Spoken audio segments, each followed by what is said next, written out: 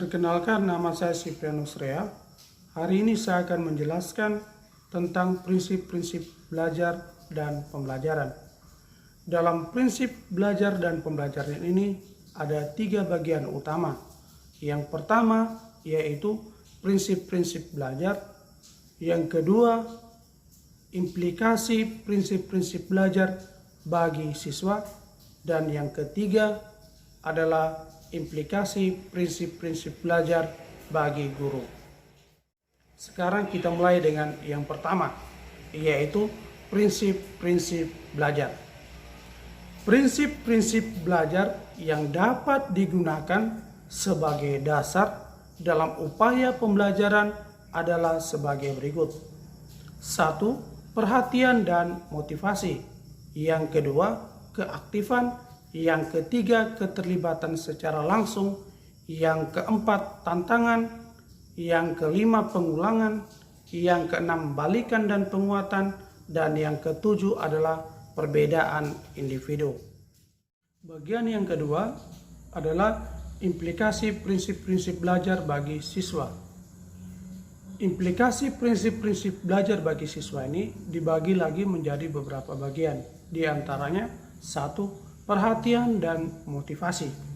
Implikasi prinsip motivasi bagi siswa adalah adanya kesadaran pada siswa bahwa motivasi belajar yang ada pada diri mereka harus dibangkitkan dan dikembangkan secara terus-menerus. Untuk hal tersebut, siswa dapat melakukannya dengan cara menentukan, mengetahui tujuan belajar yang hendak dicapai, menanggapi secara positif pujian dari orang lain, menentukan target penyelesaian tugas belajar, dan sebagainya. Siswa dituntut untuk memberikan perhatian terhadap semua rangsangan yang mengarah ke arah pencapaian tujuan belajar. Adanya tuntutan untuk selalu memberikan perhatian ini menyebabkan siswa harus membangkitkan perhatiannya kepada segala pesan yang dipelajarinya.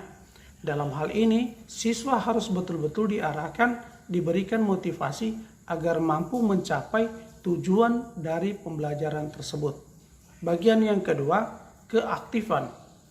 Dalam kegiatan pembelajaran, siswa dituntut untuk selalu aktif memproses dan mengelola perolehan belajarnya. Siswa dituntut aktif secara fisik, intelektual, dan emosional.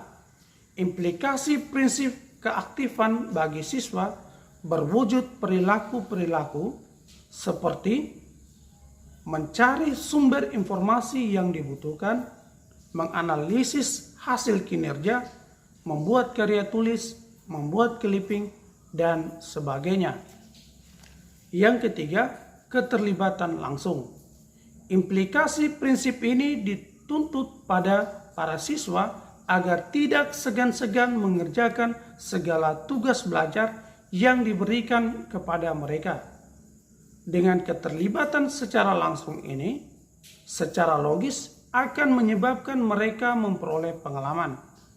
Bentuk-bentuk perilakunya misalnya, siswa ikut dalam pembenahan lapangan, siswa membaca puisi di depan kelas, siswa berdiskusi, siswa membuat laporan, dan sebagainya.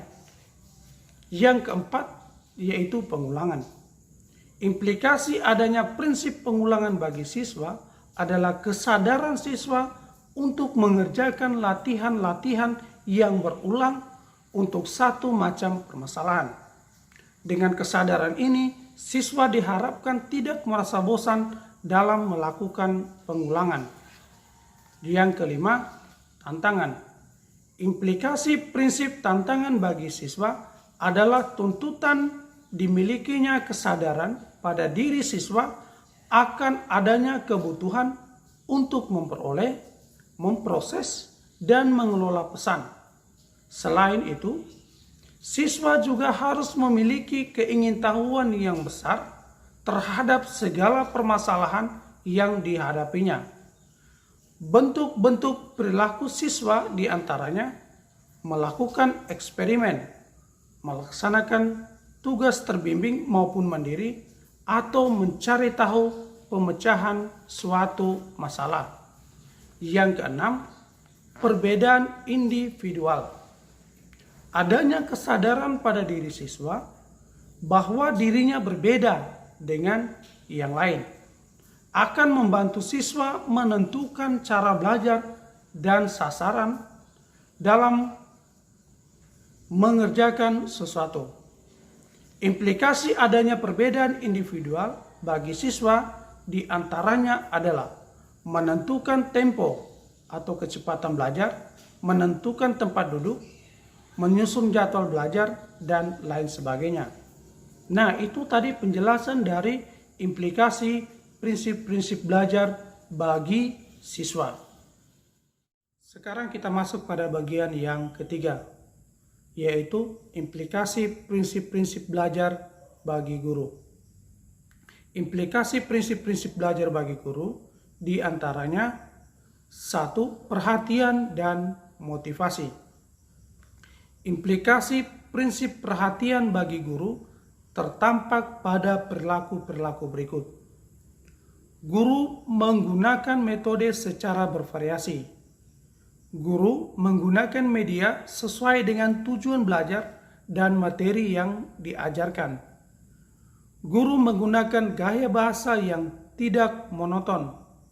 Guru mengemukakan pertanyaan-pertanyaan yang membimbing. Memilih bahan ajaran sesuai minat siswa. Menggunakan metode dan teknik mengajar yang disukai siswa. Mengoreksi sesegera mungkin pekerjaan siswa dan sesegera mungkin memberitahukan hasilnya kepada siswa. Memberikan pujian verbal atau non-verbal. Yang kedua yaitu keaktifan. Untuk dapat menimbulkan keaktifan belajar pada diri siswa, maka guru diantaranya dapat melakukan perilaku-perilaku berikut. Menggunakan multimetode dan multimedia, memberikan tugas secara individual dan kelompok, memberikan kesempatan pada siswa melaksanakan eksperimen dalam kelompok kecil, mengadakan tanya jawab dan diskusi. Yang ketiga, keterlibatan langsung. Perilaku sebagai implikasi prinsip keterlibatan langsung diantaranya adalah merancang kegiatan pembelajaran yang lebih banyak pada pembelajaran individual dan kelompok kecil, mementingkan eksperimen langsung oleh siswa dibandingkan dengan demonstrasi, menggunakan media yang langsung digunakan oleh siswa, memberikan tugas kepada siswa untuk mempraktekkan gerak psikomotorik yang dicontohkan, melibatkan siswa mencari informasi atau pesan dari sumber informasi di luar kelas atau di luar sekolah. Yang keempat adalah pengulangan.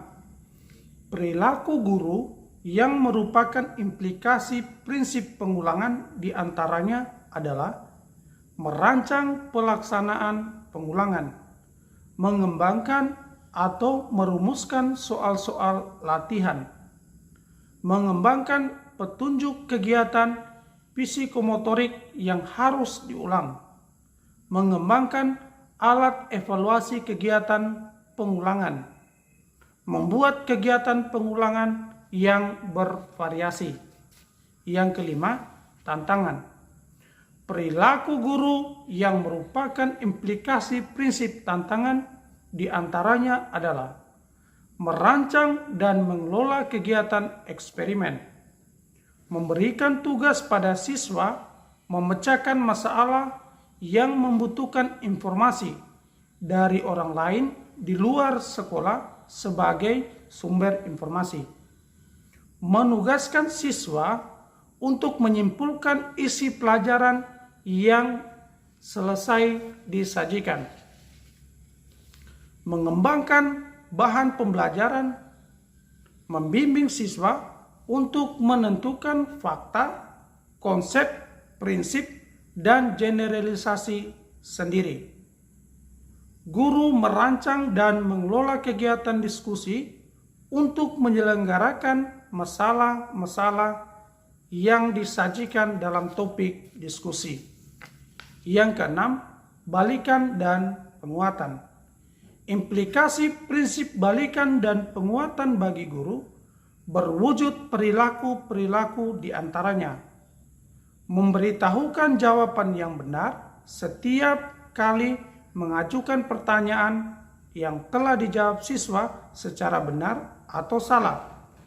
Mengoreksi pembahasan pekerjaan rumah yang diberikan kepada siswa pada waktu yang telah ditentukan. Memberikan catatan-catatan pada hasil kerja siswa. Membagikan lembar jawaban tes pelajaran yang telah dikoreksi oleh guru, disertai skor dan catatan-catatan bagi siswa. Mengumumkan atau mengkonfirmasi peringkat yang telah diraih setiap siswa berdasarkan skor yang dicapai dalam tes. Memberikan hadiah atau ganjaran kepada siswa yang berhasil menyelesaikan tugas. Yang ketujuh, perbedaan individu. Implikasi perbedaan individu bagi guru berwujud perilaku-perilaku di antaranya.